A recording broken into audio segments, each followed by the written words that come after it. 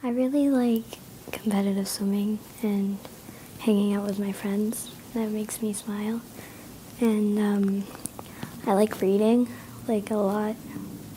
We constantly have music on in the house, and there's lots of singing and dancing throughout the house at all times, so Yes. that's a big thing for us, I think.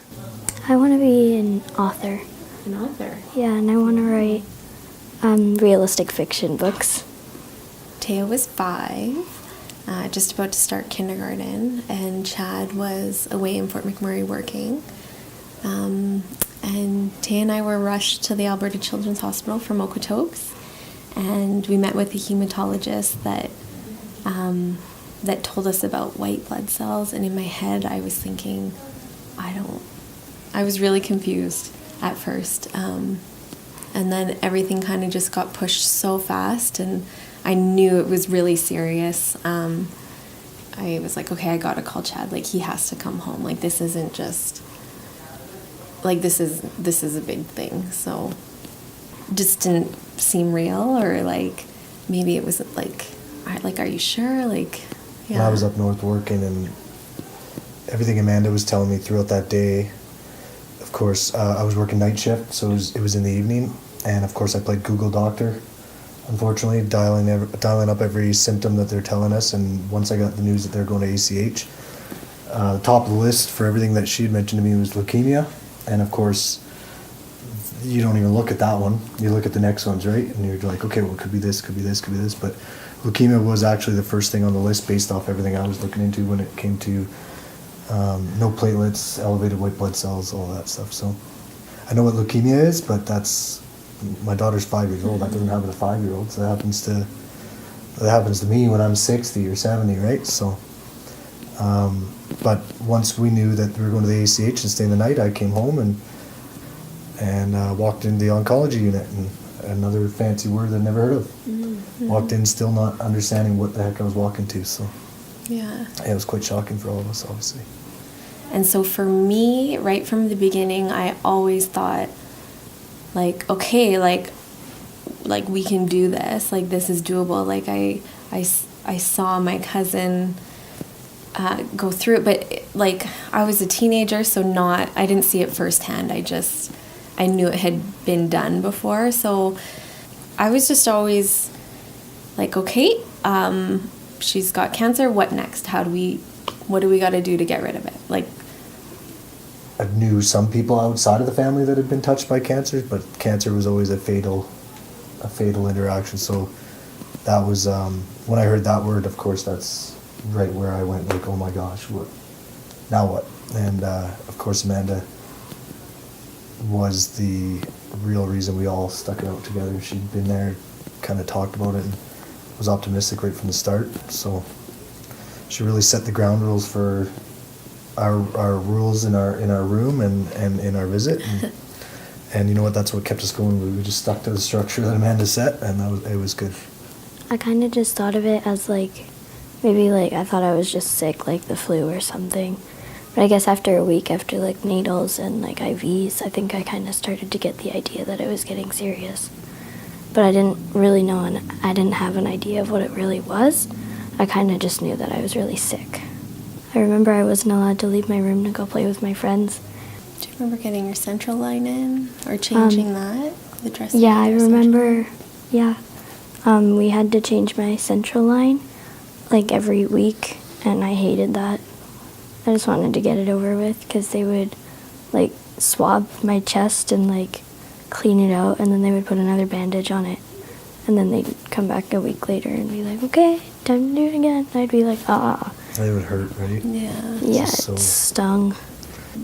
I had a lot of troubles when they were doing I don't know what it's called, when they would put me under anesthesia. I guess I would have a lot of hard times because, I don't know, I just really didn't like going under and waking up. And I guess it was really brave of me to do it anyway, because a lot of the times I would just be like, no, I don't want to do it. But yeah, it was really hard for me to do a lot of the things, because most of the things I didn't want to be there. Yeah, she knew that she didn't wake up, or she didn't come out of it well, and so she really didn't like going under, but she just did it anyways. Any type of blood work, like once we got the central line, like it It was was so good easy. because they could just access and like without having to poke her. I think the people in the lab coats were the scariest people in the hospital, right? And immediately when they come in, and they would come in and kind of unannounced, like we wouldn't know sometimes. We might know that we're going to get blood work that day, but she would absolutely have a meltdown as soon as they walked in. But she also knew we had to do it. And she would put that brave face on and kind of turn away and just like get it done. But she had rules for them too, right? She 5 years old and she's telling them you got 2 chances, that's it, right? Yeah, you one can in poke each me arm, twice. that's it. Yeah, You're not that's allowed more it. than one in one arm, and Yeah. she set ground rules, and you know what? We helped her with that too. We Yeah. followed it too, and come back later, you know. Yeah, And I remember you sent one guy out. You Yep. said, that's it. And he's like, well, I need it. And he's like, well, then you can explain to the doctors why you didn't get it. she's doing so much Yeah.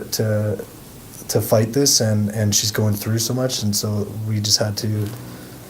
I mean, there's some things we had to do, and there's some things where you knew, like, you know what, this is a point where I got to show her I'm on her team and support her, and say, no, you go explain then, and don't want to be combative by any means, but you want to support everything you can with her, and it keeps her fighting too. So It's overwhelming to think about how much support we have. We live in Okotoks, and it's, you know, a smaller community, and everyone just came together. Like the dance studio put something together. Chad's hockey team is incredible. They actually they did a fundraiser for our family, and they have continued every 2 years a fundraiser to support Okotoks family going through childhood cancer as well. And our families, like, when it touches a child, I think that it wakes people up, right? Like cancer.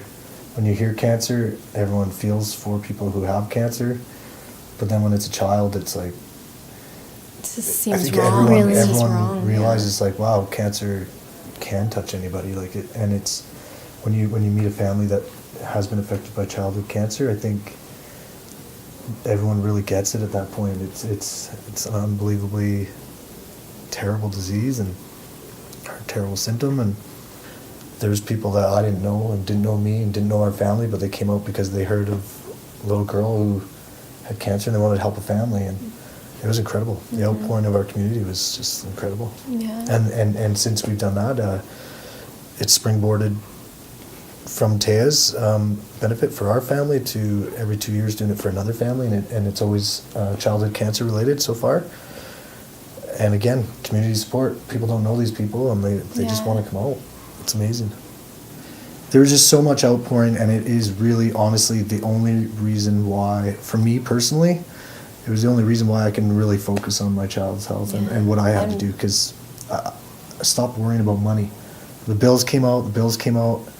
You know, where we could, we paid it forward to other families too. We met a lot of families that were financially even harder up than we were. I'm just so grateful. I'm so grateful that we were able to just focus on Taiya.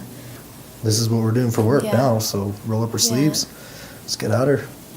I couldn't imagine having to, for the whole period, have to worry about finances. And then when the treatment's done and if we're fortunate enough to take our child home, which we were, to then have to go move on into your next phase and moving on as a family, but be devastated financially, to take that next burden on, I couldn't imagine what that would be like. We were very fortunate.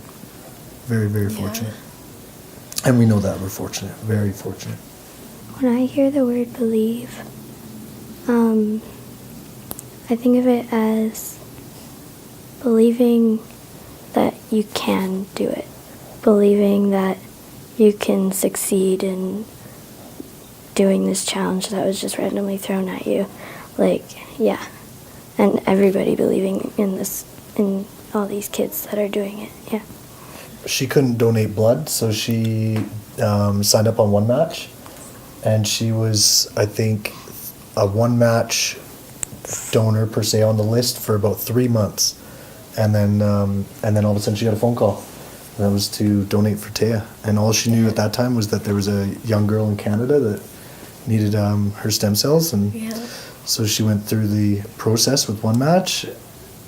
Obviously success, and then we got that 2-year wait period where we have to wait before we can contact, and once we did, we phoned her, and she was on the subway heading home from work, and she answered in Poland, and obviously quite alarmed when this English-speaking family said hello, and she, Hi, Gabby. hi, is this Gabriella? Yeah.